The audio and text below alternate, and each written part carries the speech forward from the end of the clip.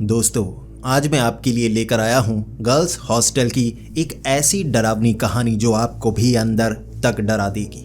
और इस कहानी को सुनने के बाद आप कुछ बातों को समझ भी पाएंगे।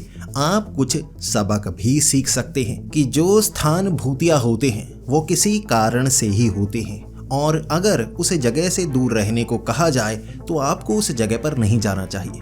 क्या पता वहाँ आपको क्या देखने को मिल जाए। लेकिन कभी कभी ऐसी भूतिया जगह के बारे में हमें पता ही नहीं चलता, और घटनाएं बीतने के बाद हम समझ पाते हैं वो जगह भूतिया थी। और किसी की बात सुनने से हम उसे भूतिया नहीं मानते, अपनी आप बीती से उसे भूतिया मानना शुरू हो जाते हैं। और आज मैं आपको वर्षा की एक ऐसी ही सच्ची कहानी सुनाने वाला हूं, जिस कहानी को सुनने के बाद आपको डर भी लगेगा और आप कुछ अलग एहसास भी कर पाएंगे। तो हेडफोन लगा लीजिए, कमरे की लाइट्स ऑफ कर लीजिए, क्योंकि ये वक्त हो रहा है डरने का। तो ये कहानी है वर्षा की, जो कि आंध्र प्रदेश में रहा करती थी। अब आंध्र प्रदेश के वो एक छोटे से शहर में रहती थी, और वहाँ पर ज़्यादा कोई कॉलेज मौजूद नहीं थे, बस स्कूल ही थे। तो उसे कॉलेज में पढ़ने के लिए उसे शहर को छोड़ना था, लेकिन उसके परिवार वाले उसके साथ नहीं आ सकते थे। उनके पिता का एक काम था, एक छोटी सी दुकान थी जहाँ पर उसकी माँ भी काम किया करती थी। तो वर्षा को उस शहर को छोड़कर अब एक बड़े शहर में जाना था, जहाँ पर वो नर्सिंग करने वाली थी। कोई 3 से 4 साल उसे वहीं पर बिताने थे, तो वो वहाँ पर पहुँच गई। अब कॉलेज में एडमिशन हो चुकी थी और रहना एक हॉस्टल में था। ये हॉस्टल था 5 मंजिला एक हॉस्टल, जहाँ पर कमरे इतने ज़्यादा थे कि भाई ख़त्म होने का नाम ही नहीं लेते थे। और जब वर्षा वहाँ पहुँची थी, उसे ऑप्शन दी गई थी कि किस फ्लोर पर कौन से कमरे में रहना पसंद करोगी। ये वाले सारे कमरे खाली पड़े हैं, एक बड़ी सी लिस्ट थी, और उसमें वर्षा ने चुनाव किया। अब चुनाव करने में उसका कोई साथ देने वाला भी नहीं था। उसके शहर से कोई भी यहाँ नर्सिंग करने के लिए नहीं आया था, कोई भी सहेली तैयार नहीं हुई थी कि उसके साथ पढ़ेगी। ज़्यादातर उसकी जो सहेलियाँ थी ना, वो थोड़ी अमीर थी, वो बड़े इससे भी ज़्यादा बड़े शहरों में चली गई थी कोई और स्टडी करने के लिए। तो वो सोचने लगी कौन से फ्लोर पर लूँ, तो उसे लगा 5वें फ्लोर पर सही रहेगा। अब नीचे कई बार ऐसी जगह पर जो सीनियर होती है ना, वो परेशान करने लगती है, तो मैं थोड़ा अलग रहना पसंद करूँगी। वैसे भी उसे अकेलापन ज़्यादा पसंद हुआ करता था। वो दिखने में ज़्यादा सुंदर नहीं थी, और जो उसके घर वाले भी थे, उसके बाल बिल्कुल जैसे चिपकाकर बनाया करते थे, तो वो दिखने में इतनी सुंदर नहीं थी, खुद को नहीं मानती थी, इसीलिए वो अकेला रहना पसंद करती थी। तो 5वें फ्लोर पर उसने एक कमरा ले लिया। इसके बाद सामान वहाँ पर रखवा दिया गया। अब ये जो हॉस्टल था पूरा भरता कभी भी नहीं था। कमरे बहुत ज़्यादा थे, लेकिन रहने वाली लड़कियों की संख्या कम थी। ज़्यादातर जो लड़कियां थी ना, 2-2, 3-3 अलग अलग कमरों में रहती थी। और वर्षा का मानना था कि ऊपर लिया है, ऊपर कौन सा मेरे साथ कोई रहने के लिए आएगा, तो मैं अकेले ही रहूँगी। इस तरह वर्षा वहाँ अकेली थी। अब पहले कुछ 15 से 20 दिन काफ़ी आसानी से निकले थे, और उसे एक और चीज़ का पता लगा था कि उसे बाकी लड़कियां कोई ज़्यादा पसंद नहीं करती। अब थोड़े छोटे शहर से आई थी, ज़्यादा जो लड़कियां थी वो इसी शहर की रहने वाली थी। यहाँ उन्हें ज़्यादा जान पहचान वाले लोग मिलने के लिए आते थे। कुछ ऐसी थी जिनके बॉयफ्रेंड थे, वो अकेले में फ़ोन पर चिपकना पसंद करती थी। और वर्षा ने कई लड़कियों को देखा था जो अपने बैग में फ़ोन रखती हैं, वो अंदर भी फ़ोन चलाती रहती हैं। वो बॉयफ्रेंड से जैसे कमरों से बाहर निकलकर बातें किया करती थी।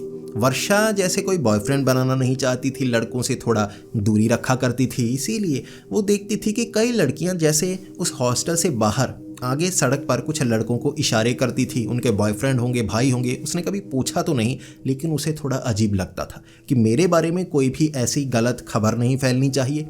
वो इन चीज़ों से डरती थी। तो वो ऐसा करती कि जब यहाँ एक ख़ास रूल था कि 8 बजे के बाद कोई भी लड़की यहाँ से बाहर नहीं जा सकती। जब अंधेरा होगा तो अंदर ही होना चाहिए। गेट लगा लिया जाता था। अगर कोई इमरजेंसी हो, पहले कारण बताना होता, तब आप बाहर जा सकती हैं। इस तरह से जो वर्षा थी वो लगभग 7, साढ़े 7 तक वहाँ पहुँच जाया करती थी हर रोज़। कभी भी वो लेट नहीं हुई थी। कई लड़कियाँ थी जो नीचे सिक्योरिटी गार्ड से झगड़ा करती थी 9 बजे कि इतना तो समय ठीक है ना, खाने के लिए गई थी, वहाँ गई थी, वहाँ गई थी। वर्षा ऐसे उनको देख रही होती। अब कुछ लड़कियों से उसका झगड़ा भी हो गया था। अब वो लड़कियां ग्रुप में रहना पसंद करती थी, और वो चाहती थी कि जो वर्षा है वो उनके साथ रहे। अब लड़कियां 1-2 बाहर की तरफ जाएंगी, तो वहाँ जो हॉस्टल को चलाने वाले कर्मचारी हैं, सिक्योरिटी गार्ड हैं, वो उन्हें जैसे गुस्सा करेंगे, उनकी जैसे शिकायत करेंगे। लेकिन अगर वो ग्रुप में बाहर जाए ना, तो वो सिक्योरिटी गार्ड कर्मचारियों को भी लगता है कि इकट्ठी हैं, सेफ रहेंगी, तो वो ज़्यादा कहते नहीं अगर 9 बजे भी वापस आएँ। वर्षा उनके साथ रहना पसंद नहीं करती थी। वो ग्रुप बनाकर कोई 25-30 लड़कियां एक साथ बाहर जाती और वर्षा को भी कहती तुम्हें हमारे साथ चलना होगा। वर्षा मना कर देती कि मैं तुम्हारे साथ नहीं जा सकती। इस तरह वो कभी कभी 10 बजे तक आती और वर्षा वो ऊपर वाले फ्लोर में, जहाँ 2-3 कमरे और थे जहाँ कुछ लड़कियां रहा करती थी, वो जो लड़कियां थी वहाँ कमरा छोड़कर नीचे वाला कमरा ले चुकी थी। अब वर्षा 5वें फ्लोर पर वो अकेली थी जो एक कमरे में रहा करती थी। बाकी लड़कियों के साथ अब उसकी बनी नहीं और ऊपर वो बिल्कुल अकेलेपन का एहसास करती। उसे ये पसंद भी था। कुछ दिनों बाद रात के लगभग 9 से 9:30 उसने देखा नीचे कोई झगड़ा कर रहा है। जब वो बाहर की तरफ निकली, नीचे देखने लगी तो नीचे सिक्योरिटी गार्ड से 3-4 लड़कियां झगड़ा कर रही थी। वो गेट के बाहर थी और वो कह रही थी कि हमें अंदर आने दो। जो सिक्योरिटी गार्ड था वो अंदर नहीं आने दे रहा था और वर्षा ऊपर से हाथ में कुछ खाने वाली चीज़ थी, बिस्किट थी, बड़ा पैकेट बिस्किट का पकड़ा हुआ। वो बिस्किट खाए जा रही और देख रही, उसके लिए एंजॉयबल मोमेंट थी। तभी उसे एक हल्की सी आवाज़ सुनाई दी। किसी लड़की ने कहा, मुझे भी कुछ खाने को दे दो।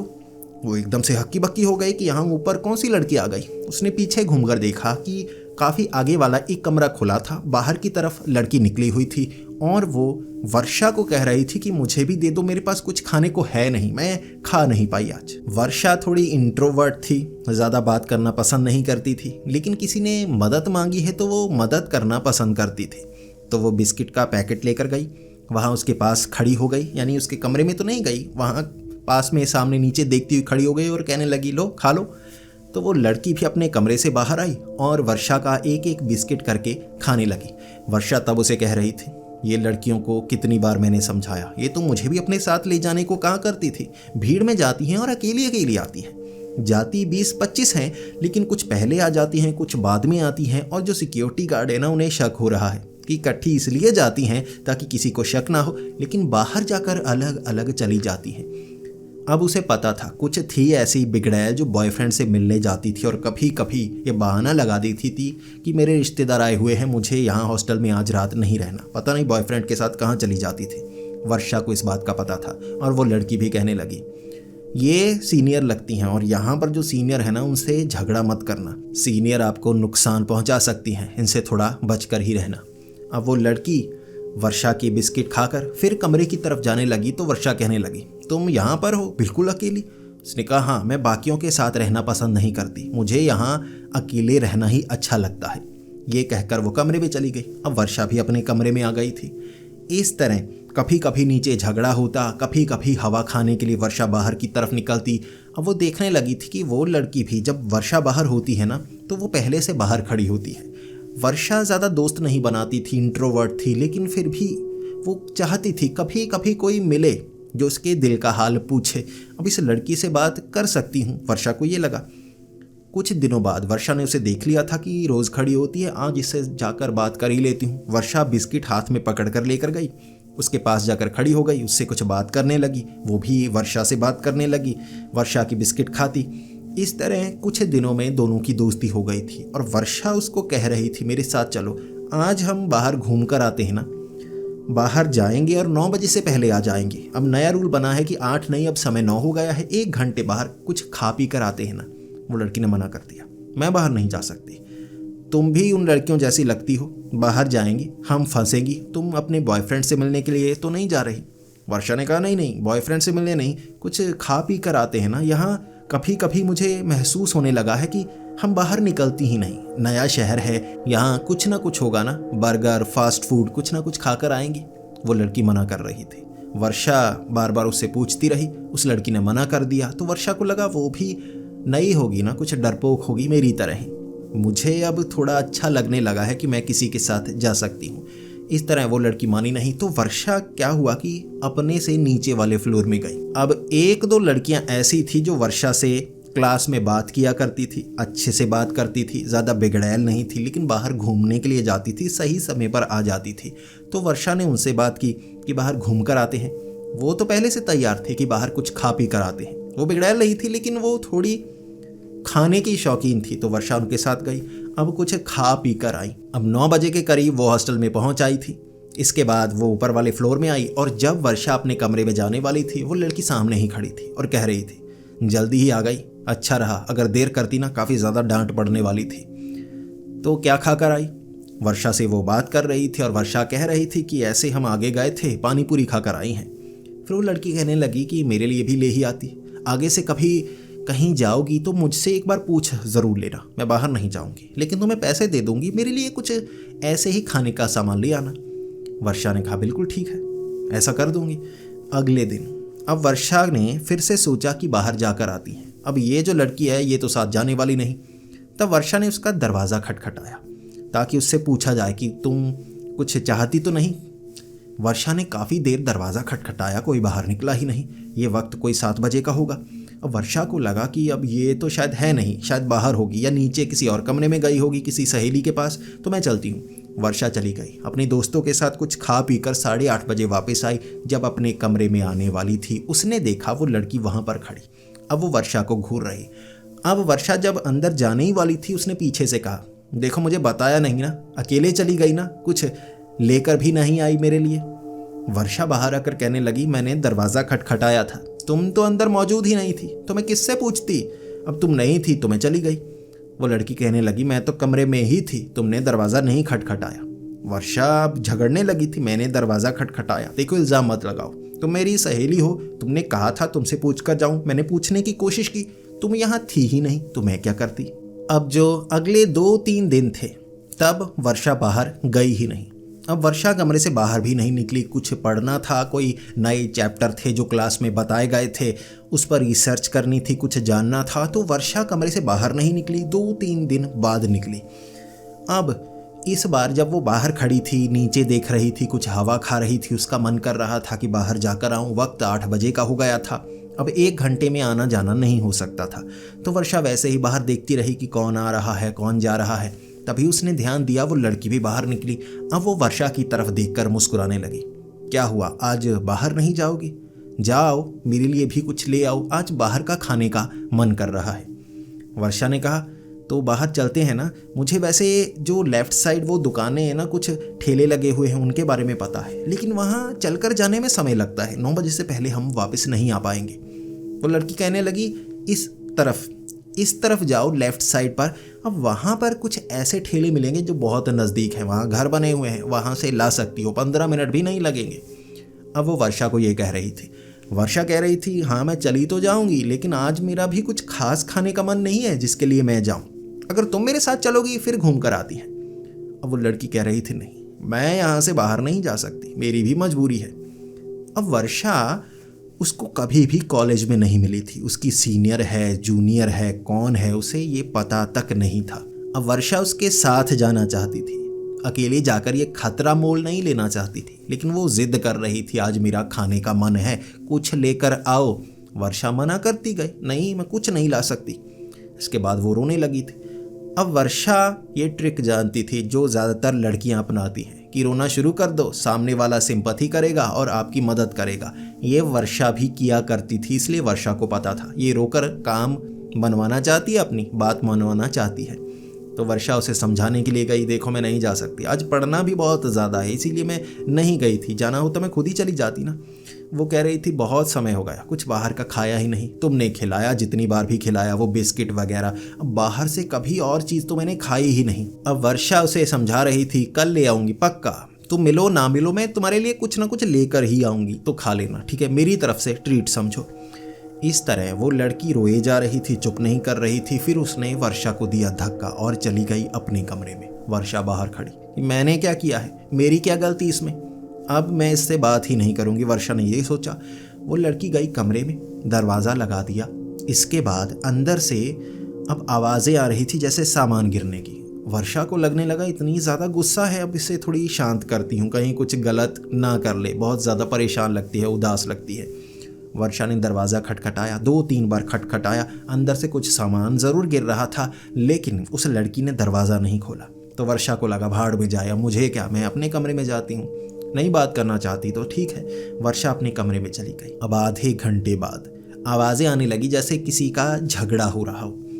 अब वर्षा को लगा यहाँ कौन झगड़ा कर रहा है, एक तो लड़के की आवाज़ लग रही है, काफ़ी करीब से आ रही है, और एक लड़की की आवाज़ लग रही है। जब वो कमरे से बाहर निकली, ये आवाज़ें आ रही थी अब उस लड़की के कमरे से।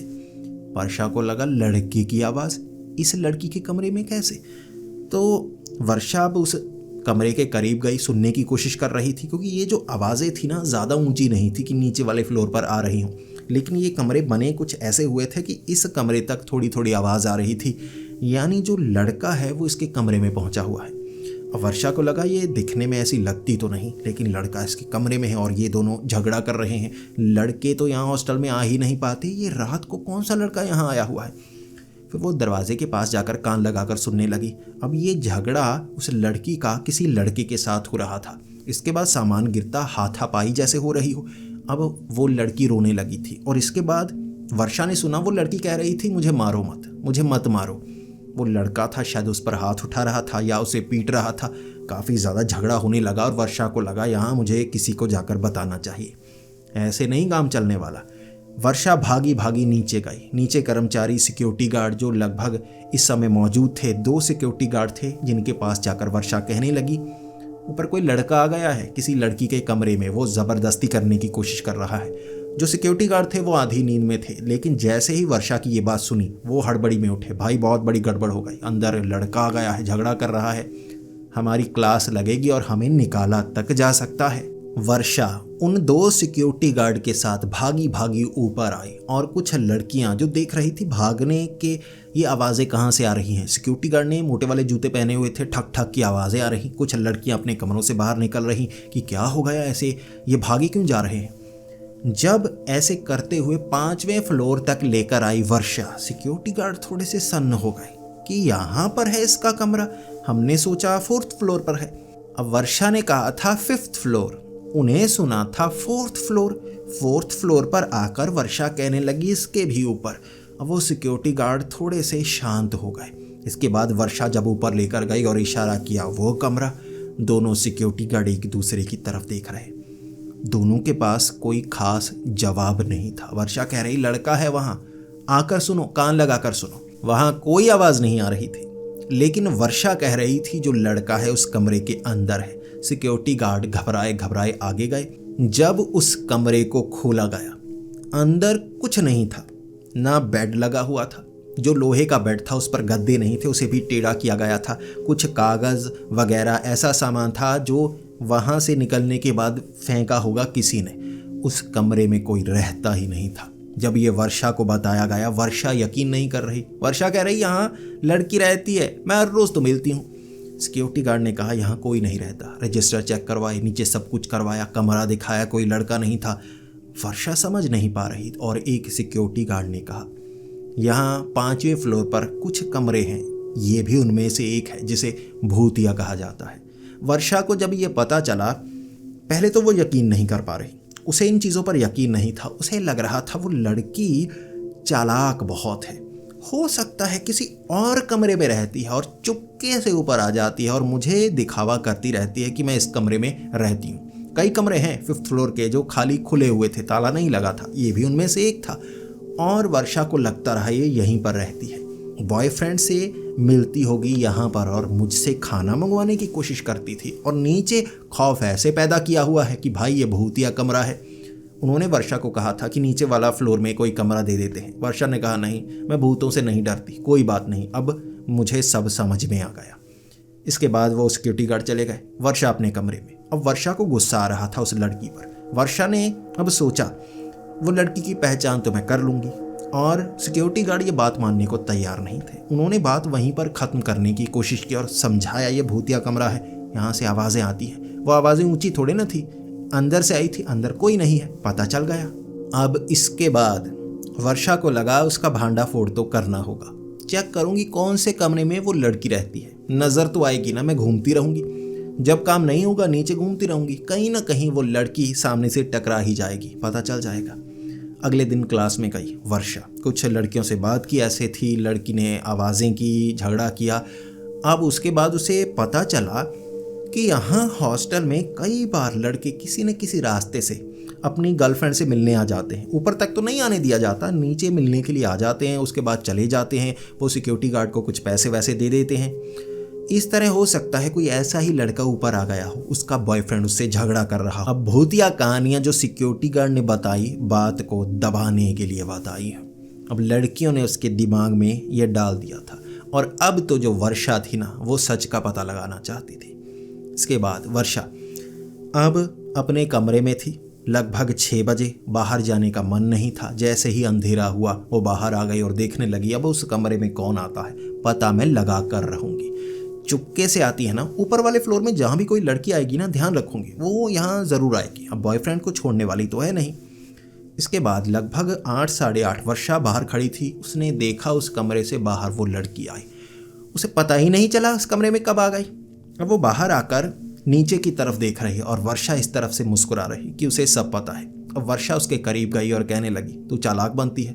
कल तेरा झगड़ा तेरे बॉयफ्रेंड के साथ हो रहा था ना, तेरा ये कमरा नहीं है, बता तू किस कमरे में रहती है। उसने कहा, नहीं मैं यहीं पर रहती हूँ और कोई कमरा मेरे नाम पर नहीं है। वर्षा कहने लगी, मैं सिक्योरिटी गार्ड को बता चुकी हूँ तेरा तेरे बॉयफ्रेंड से अंदर झगड़ा हो रहा था। जब वर्षा ने ये कहा वो लड़की रोने लगी। अब वो बहुत ज़्यादा रो रही थी और वर्षा को लगा ये तो मगरमच्छ के आंसू है, झूठी रो रही है। अब चोरी पकड़ी गई। अब ये सोच रही है मैं किसी को बता ना दूँ। वर्षा कहने लगी, मैं सबको बता दूंगी। उसने कहा, बताने से कोई फ़ायदा नहीं, वो मुझे छोड़कर जा चुका है।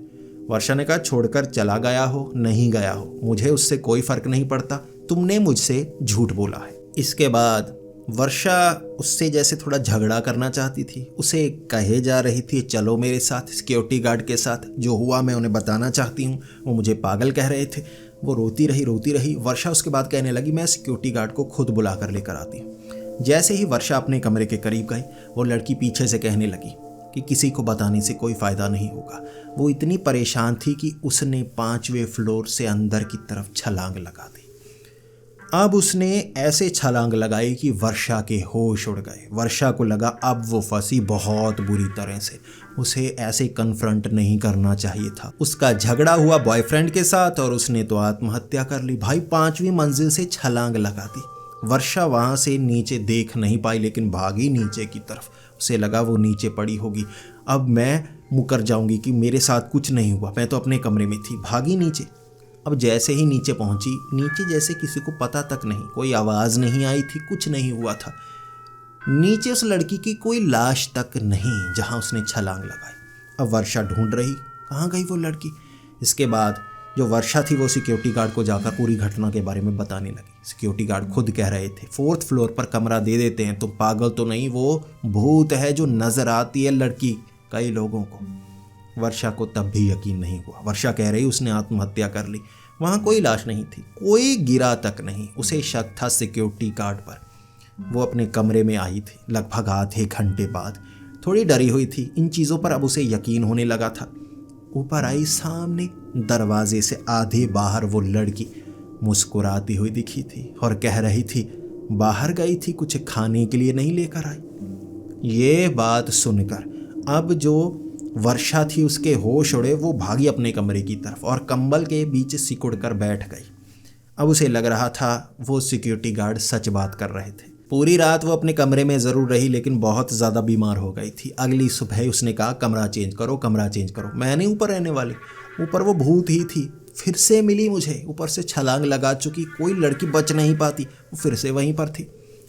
उसे बताया गया वहाँ भूत नज़र आते हैं, सिर्फ उस लड़की के ही नहीं, पीछे वाले कमरों में तो जैसे एक अजीब सा जीव नज़र आता है जो कुत्ते जैसा है।